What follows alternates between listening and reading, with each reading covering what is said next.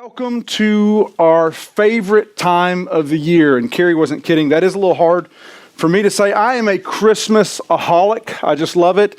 Christmas lights might have been put up at our house yesterday. Who am I kidding? They were. So we're excited about that. But it is Live Love Month around here at Village. And we love this month where we come together and we seek to be the hands and feet of Jesus in so many different ways, both globally and in our community. And this year is no different. We have Operation Christmas Child boxes that have gone out. Reminder, those are due next Sunday. If you haven't brought them yet, you can bring them to the Towns County Rec Gym because we won't be here. Because next week is our Rise Against Hunger week, so don't come to church here next week, but wear tennis shoes over the rec gym, and we're going to pack 20,000 meals that will be sent to places in the world that are so desperate for them as we partner with Rise Against Hunger. If you haven't done a Rise Against Hunger Day, it is fantastic. It's so much fun to be a part of. If you're interested in helping out and getting things set up,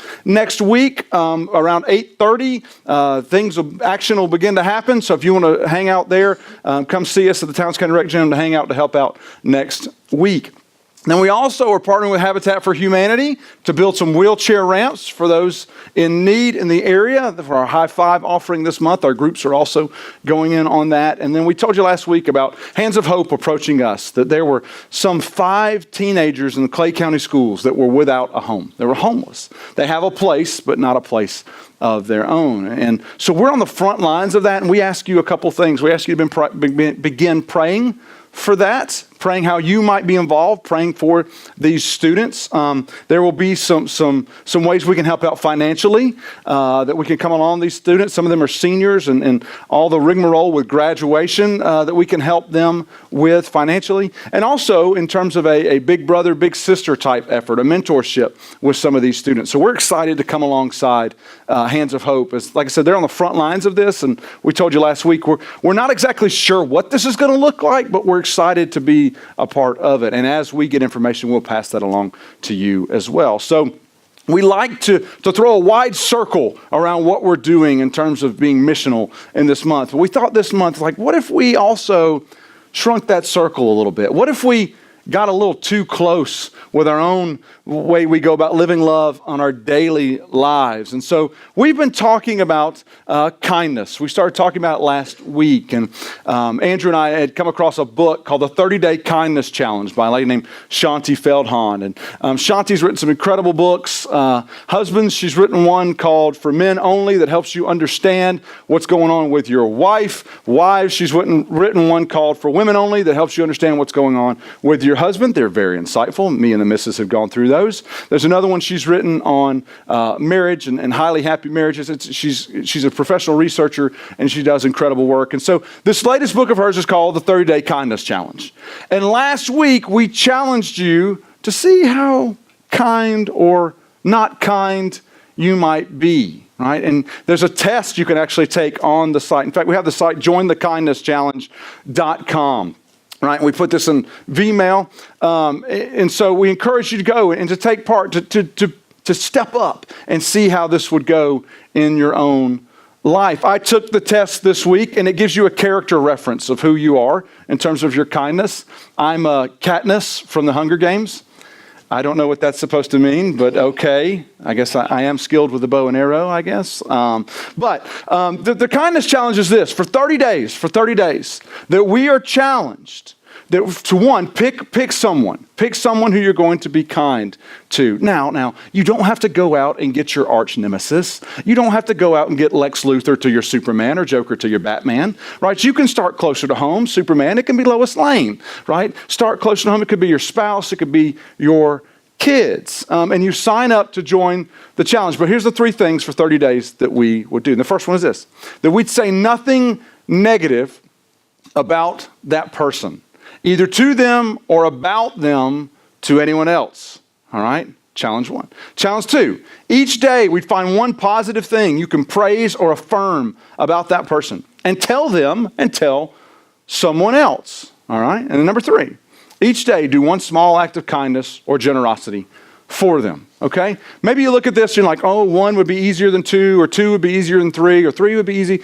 Well, the cool part about this is when you sign up for the challenge, they send you emails with encouragement. Hey, today do this for the person you've chosen. Today be kind in this way, so that you're not thinking, oh gosh, I'm stuck. How can I do this? But we encouraged you last week to take the plunge with us, to join the kindness challenge, and to see what a difference it would make, not only in the life of the person you're being kind toward, but in your life as well.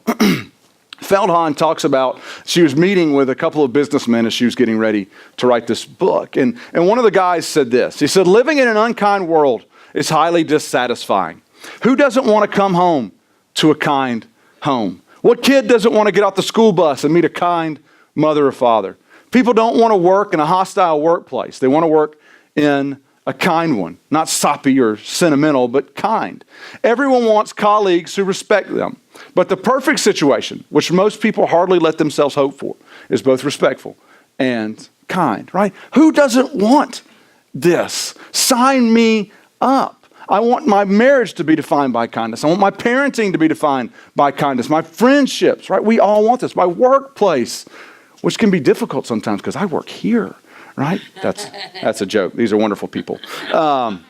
Wonderful people. We want that, though. We want kindness. And Feldhahn will go on to say that a common denominator in all her years of research, a common denominator in whether people enjoy the lives that they lead is whether they are giving and experiencing kindness, right? That's determining whether people are enjoying the lives they are leading. And this should come as no surprise to us.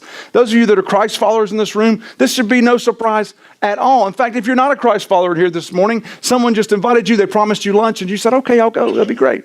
You get this too. We all get this. That kindness is something big, and it's something bigger. Shanti Feldhahn didn't discover this. That this has been the heart of God for many, many years, right? It's been the heart of God. In fact, a guy named Paul, who wrote about 2/3 of the New Testament, he wrote a letter to some friends of his in Galatia.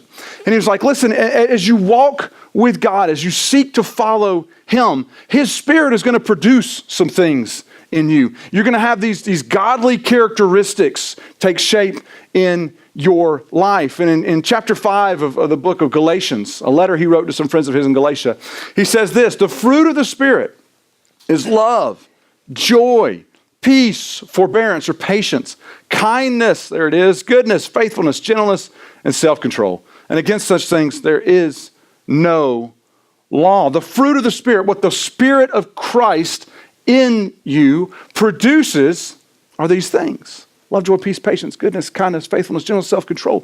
That's what's being produced in you as you seek to follow him. This is God doing this in our lives, creating this in us, producing this in us. Because kindness is a way that God manifests his presence in you and me for others. Remember a couple weeks ago we talked about that. What's God's will for my life? Well, it's Jesus in me for others. This is another example of that. God producing this in us, kindness in us for others. And last week, Andrew broke down niceness and kindness for us. I hope you enjoy that as much as I did. But he's talking about how niceness is something that's conditional, right? Like I'm nice to you, you're nice to me, right? Or you're nice to me, so I'm nice to you. But kindness is unconditional. Kindness says, even if you're the worst of the worst to me, I'm going to choose to treat you well. I'm going to choose to be kind. It's an unconditional thing. And in this culture that we find ourselves in today, this incredibly interesting culture we find ourselves in, there may be no greater proof of the existence of God than people being kind to each other. Right? That's how low the bar is for you and me now. Right? That if you will just be kind, all of a sudden someone will be like, what's wrong with you? Why aren't you arguing me with everything I say? Why aren't you disagreeing with me? Why aren't you coming at me? Why aren't you attacking me? Well, because that's not who God's made me to be, right? That I'm called to be kind. That there may be no greater apologetic or defense of the Christian faith today than being kind. I read an article this week about the co-founder of Twitter, a social media platform, and he said this: I thought once everybody could speak freely and exchange information and ideas, the world is automatically going to be a better place. Bless his heart. He wasn't done, though. He says, yeah, I was wrong about that. I was wrong about that. I thought once we could all get together and talk and be buddies, it'd all be great. Whoops. Apparently we got some issues, right? But kindness is a big deal to help move the needle. There was a study done by the Journal of Positive Psychology. I want to write for that. It just sounds like the positive psychology. They analyzed 50 terms associated with moral virtue, 50 terms that we would probably use in places like church, and language about the virtues that Christians would call the fruit of the Spirit. Words like love, peace, and patience, and gentleness, and faithfulness. They said that these words are becoming much rarer, right? That they're not being used as much in the common vernacular.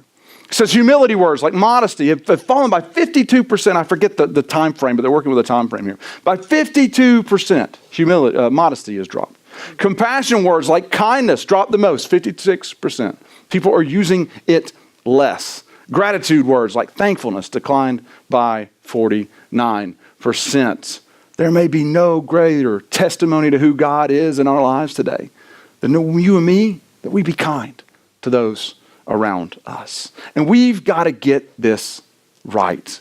Because there's this incredible phenomenon when we start being good to each other, is that it's contagious. Right? That's one of the reasons I love Live Love Month. Because it's just this explosion of let's just go and be good to folks all month long in strategic ways. And I always leave November thinking, man, I can do this. Right? I can do this. I can live like this for God, being good to others. We've got to get this right because it's contagious. And we get this because we see it with other avenues like smiling, right? Smiling. You know, that science actually proves that it's contagious, smiling. Like if I smile at you, you know, just smile at you, you're tempted to smile back, right? You're not going to frown at me. I mean, or if I frown at you, sorry, Brock. I frown at you. You're tempted you want to frown back, don't you? It's that easy, right? It's that kind of contagiousness. Did you know that neuroscience, they call this mirror neurons? Isn't that interesting? That we want to mirror what is being given to us. So if you scowl at me, my mirror neurons are like, well, scowl back, dadgummit, right? Or if you're smiling at me, my mirror neurons are like, oh, safe place, smile. Hey, Tim, right? Just smile back. We see this, and kindness is similar in this way. In fact, in 2009, the government of France was reeling from a 17% drop in tourism in just 1 year. Of course, there are many reasons for that, one of them being the global recession that was happening. Surveys by TripAdvisor long found that Paris visitors viewed residents as hostile and unfriendly, right? Hostile and unfriendly. So, the French government decided to do something about it, right? They did something that was sound with consistent neuroscience. They hired people to smile at street corners. On street corners, they hired people. I'm not kidding. That's for real. They hired people to stand on the street corner and smile. Yeah. Oui, right? I mean, just to smile there to people, right? That's the only French I know. I hope that's the only French I know. So they realized that's just a small thing we could do, just hire people to stand around and smile. But they followed it up with this, that the government then pleaded with residents for the sake of the national economy, which tourism is a huge part, to at least be polite and kind to non-residents. Imagine that. The government tomorrow issues a statement, hey guys, this week, be good to each other. You'd think you woke up in the Twilight Zone, wouldn't you? What? Are you kidding? Okay, I'm in. And there was actually proof that it worked. That in 2013, Paris moved up to TripAdvisor's #1 travel choice destination. Why? Because kindness is catching, right? You stand on the street corner and smile long enough, somebody's going to wave back at you. Hey, right? If kindness is catching. But you and I both know this is far easier said than done, isn't it? In fact, I'll take you through my week. My goal was Monday to start the kindness challenge. Well, I wasn't the nicest with my person that day. right? And by the way, you're like, oh, it's his wife. No, it's not my wife, okay? Although that, probably should have chose her too. I should have done 50 kindness challenges. But I blew it, right? So then Tuesday, I was like, I'm starting Tuesday. Didn't go well Tuesday. Wednesday, well, I had a lot of things going on Wednesday. I didn't get to it Wednesday. Thursday, it's like, oh. Long story short, I started it last night, so I'm in. I'm in this. Because it's easier said than done, isn't it? It's like, yeah, kindness, woohoo. I can't wait to be good to people. But then you're ugly to me. Right? Easier said than done. So we gotta formulate a plan. We gotta come together and figure this out when it comes to us being kind, that we can put it into practice on a daily basis. How can we go about allowing the life of Christ to form inside of us through the fruit that his Spirit wants to produce in us? How can we go about developing kindness? Okay, so there's before we even dive into how some kind of practical things we can do, we need to recognize we have two big blind spots when it comes to being kind to one another. Two big blind spots. And the first one is this: we're more negative than we think we are. I don't like this one because it's true. As Andrew and I started wrestling with this material, getting it ready to present to you, we would catch each other in conversation. Like, oh, gosh, I'm doing it again, right? The tendency was to go negative about whatever situation. We're far more negative than we think we are. And I would say most of us probably think we're pretty positive people, right? But we're far more negative than we think we are. There was an interesting study done a few years ago that neuroscientists research demonstrated that the choice to limit negativity and increase positivity has a clinical impact on how we feel. And in 2008, the United Kingdom researchers investigated a pattern noticed by plastic surgeons who had used, of all things, Botox on their clients to reduce facial lines and wrinkles. Go with me here. After treatment, patients routinely reported feeling fewer negative feelings and more positive ones. Enough so that the doctors actually began suggesting that Botox might actually be a treatment for depression. So why did it work that way? Well, here's the deal. Botox injections, because I'm an expert, reduce frown lines by temporarily paralyzing the facial muscles that cause them. And the study found that when patients were unable to frown or crease their foreheads to show negativity or displeasure, they actually experienced far fewer of those negative emotions. The lack of this negative mood feedback from the facial muscles actually led these people to feel happier. Who knew? If you can't frown, you don't feel down. That's a free bottom line right there, just off the cuff there. If you can't frown, you don't feel down. If you can't look mean, I can't rhyme that one either, but you'll be happy. I don't know. How about that? That's incredible. Why? Because we get negative just in our facial expression and sometimes don't even realize it, don't we? Right? I have this resting face that's kind of like this. I don't mean to be ugly, but back there once in a while I come in and say, hey, what's wrong? Nothing. Why? It's like, because your face doesn't know, right? Because we can be far more negative than we think we are. It's a blind spot for us, and we'll talk about that. We'll address that negativity in just a second. Second blind spot is this. We're blind to how the other person feels. Almost always. We're blind to how the people around us feel, how they truly feel. You know how I know this? The easiest way to see this is to go on somebody's Facebook page and just see all the stuff they like to stir up, right?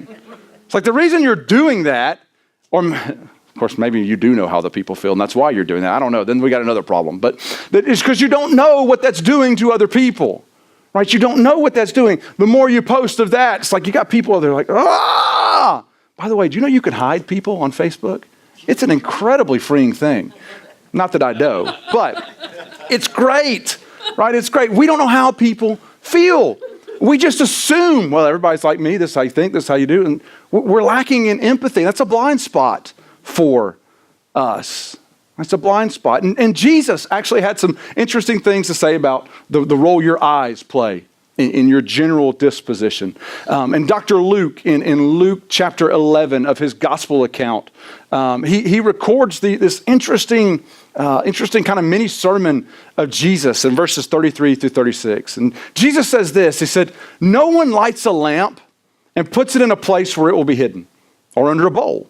Instead, they put it on its stand so that those who come in may see the light." And he says this, "Your eye is the lamp of your body." Right? Your eye is the lamp of your body. When your eyes are healthy, your whole body is also full of light.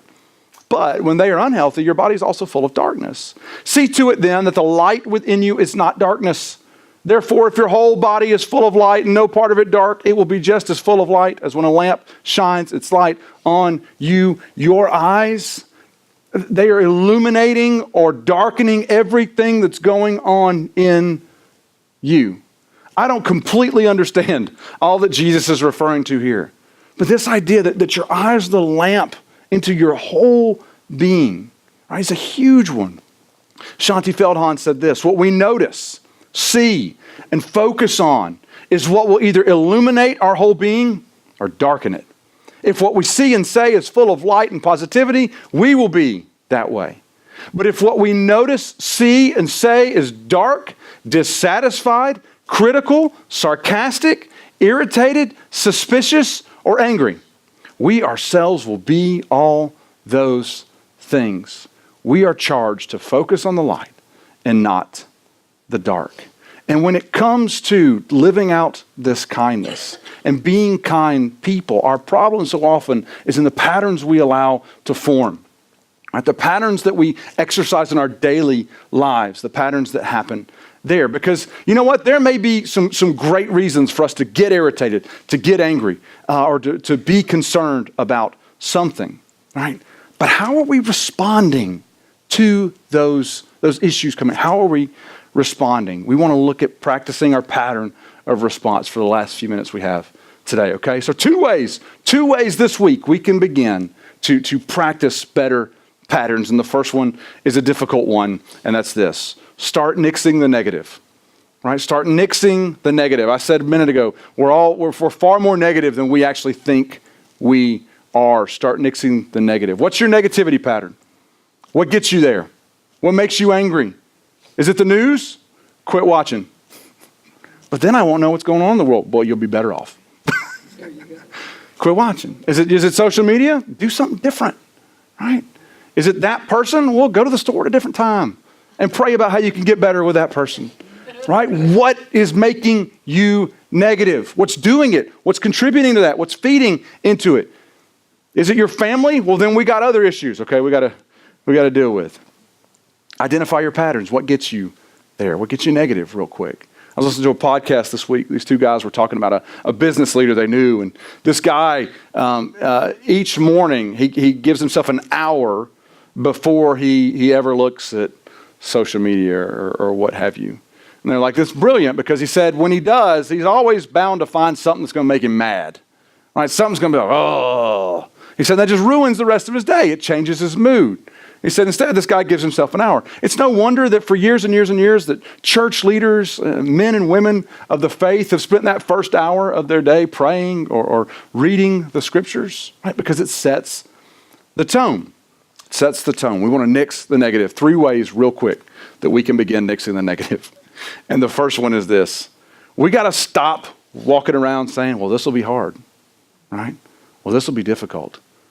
Maybe you're like me, that something comes up and you're like, well, this is going to be hard. Maybe you heard the kindness challenge last week and that was your first thought. This is going to be hard, right? And do you know what we're doing when we do that? You are mentally sabotaging yourself right off the bat, right? Well, this will be hard. So, right? You've done hard things. You're impressive people, right? This will be hard. Yeah, go do it. Go do it. We've got to stop. This has to quit being our first go-to. This will be hard. Instead, maybe you're presented with a kindness challenge. You're like, you know what? This will take some strength, but I can do it, right? The first thought is, you know what? I can give it a shot. I can go for it. I can try. I can give it an old college try. I can do it. I can try, right? And it's not natural for any of us because I'm that guy. Whew, this is going to be hard. I'm even thinking about my sports teams, right? My favorite college football team has a big challenge here in about 3 weeks. Big bad meanie coming. My first thought is, whew, this is going to be hard. Darn near impossible. Instead, I should be like, woohoo, glad for the opportunity. You'll see me on December 2nd. You'll see how we're doing with that. So we got to quit thinking that this will be hard, right? Yeah, it'll be hard, but don't sabotage the whole effort immediately with your first thought. Nix that negative. Secondly, exasperation, irritation, and pointing out mistakes. I'm grumbling. Well, same deal there. Exasperation, irritation, and grumbling. Anybody been there? I got in trouble a couple weeks ago with the missus for breathing. Have you ever gotten in trouble, spouses, for breathing? And I don't mean like, just sitting here breathing, but it was one of these.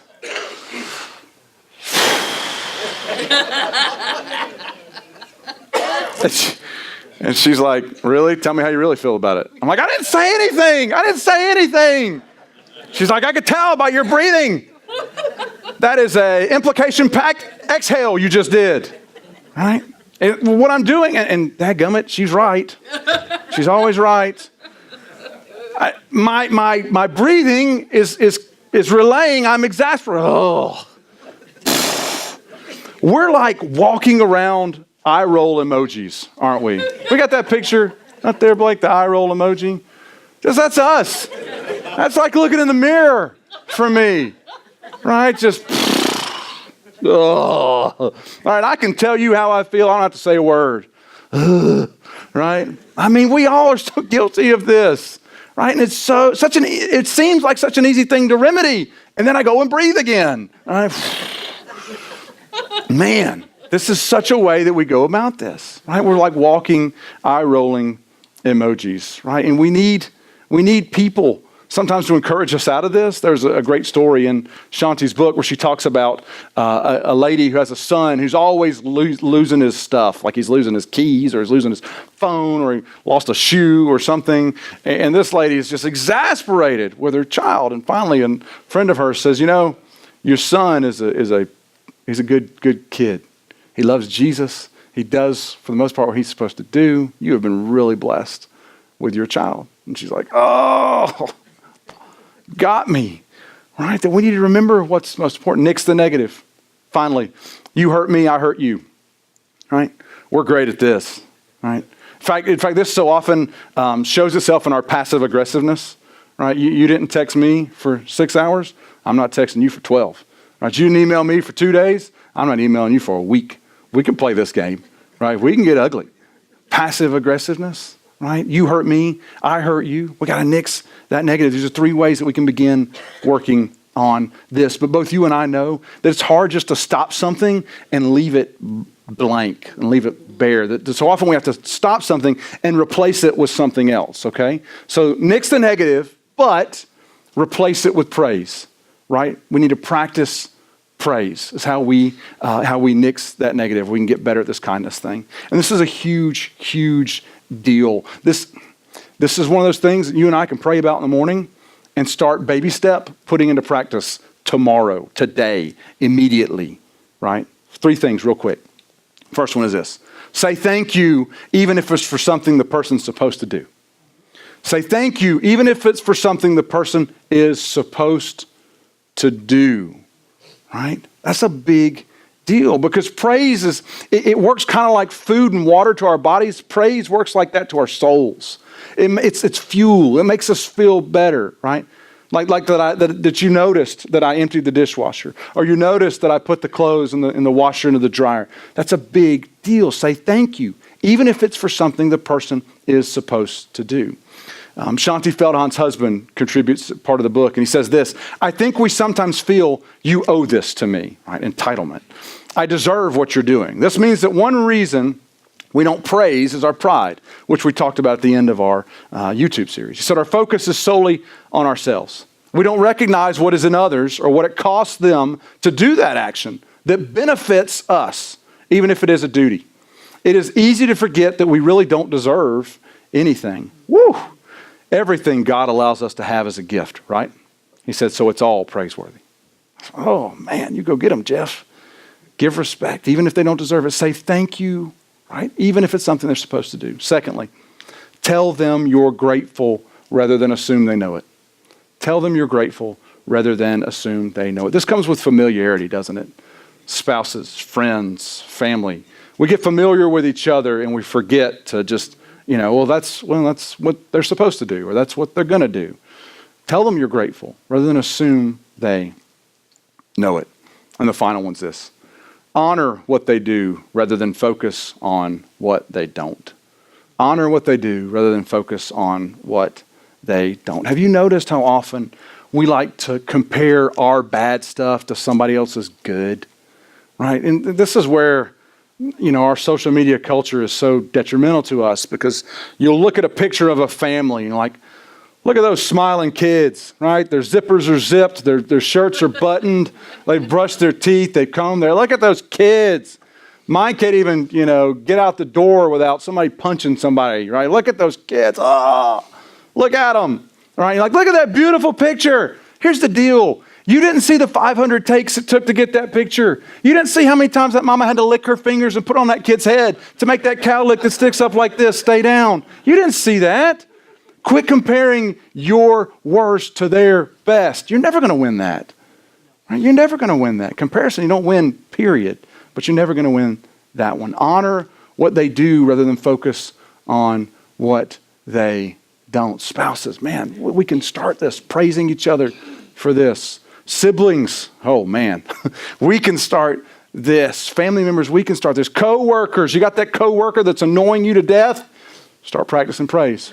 Start practicing praise. Nix that negative, start practicing praise for that coworker. You're like, well, they don't deserve it. None of us do. Right? But start, right? Start. This past week, one of my favorite people in the whole world passed away. And when we were at Newton County in Mansfield, Georgia, it's a special place for me because that was my first kind of full-time ministry gig. Moved away from home to take this job. And it was there that Beth and I met. We got married. We had Lane. We started a family there. So it's a really sweet place in our memories. And there's a lady there named Miss Kitty. And Miss Kitty is somewhere right now taking care of Jesus. Like, that's how holy this woman is. She passed away this past week. And Miss Kitty was one of those people that if you found somebody who could say a bad word about Miss Kitty, you knew that person was a terrible person. Because you didn't say anything bad about Miss Kitty. She was a wonderful person. And for some reason, all right, I told you, this was my first full-time ministry effort. I'm in my early 20s. I'm making stupid mistakes. I am, there's so many reasons to be like, well, you know who the weak member of this totem pole is? He's right over there, right? And it'd be me. But Miss Kitty always, she respected me when I wasn't worthy of any of it, right? She looked after me. She cared for me. She was always so kind to me. And I was actually going to seminary on Mondays. I go all day Mondays to classes. And Sunday nights, we'd have our Sunday night service. And by the way, Miss Kitty was in the church every time the doors were open. And I went down on a Wednesday night and I saw my pastor there, her pastor. And I was like, y'all are, man, so many church people are here at this visitation. What are you doing? Are you having church? He's like, yeah, we're having church. Miss Kitty wouldn't have it any other way, right? Like, of course we're having church tonight. But on Sunday nights, Sunday evenings, Miss Kitty would come up to me at the end of the service and she'd grab my hand and she'd say, hey, I want you to have a great day tomorrow at school. And in her hand would be a $20 bill. And she'd say, you have lunch on me. Let me take care of that for you tomorrow. And that was just one of those little things that she would do that always demonstrated to me, this woman was so stinking kind. And I am a better man today because of who she was to me back then. And I would imagine if we polled this whole room, each of us have some sort of Miss Kitty in our lives who did that for us, who was kind for us. And now we have the opportunity to be kind for others, right? So who is it this week that we're going to make an effort? We're going to start nixing that negative, right? Because, man, I can crab with the best of them. I'm going to start nixing that negative and replacing it with praise. Who is it this week that we can begin and start with this week? Let's pray together.